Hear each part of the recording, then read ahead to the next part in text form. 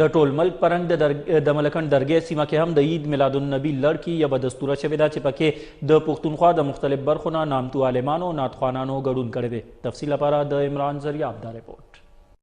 کله چې هم د پیغمبر پاک صلی الله علیه وسلم د پیدایش ورځ راشي نو د ملک د نورو برخو پرنګ په درګۍ کې هم عید میلاد په ډیر خشان منځلي کیږي. جامعه سبحانیه ریزویه درګۍ کې هم د عید میلاد په لړ کې و برکتی دستور وشوه چې پکې د صوبې د ګډ ګډ نه علما او مشایخ ګډون وکړو. د دستوري په محل ارتن په کولا ولا په اوچت اواز د درود شریف وردونه وکړل. د کومې لوجي چې د میپل خایس نور هم لکه د پرخي تازه شو. پر ټوله دستور کې راغلي نطفانانو هم په خپل خوګو اوازونو د نعت شریف لاري د خپل خوږ پیغمبر پاک صلی الله علیه وسلم سیرت وستایلو.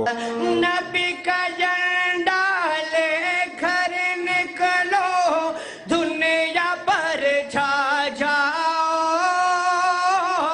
नबी का झंडा अमर का झंडा घर घर में लहराओ. पुकारो या रसूल अल्लाह या हबीब अल्लाह.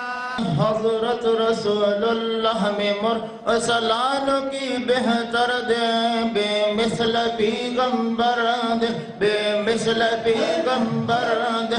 हजरत रसूलुल्लाह में मुरसलानों की बेहतर दे बेमिसल पैगंबर दे बेमिसल पैगंबर दे.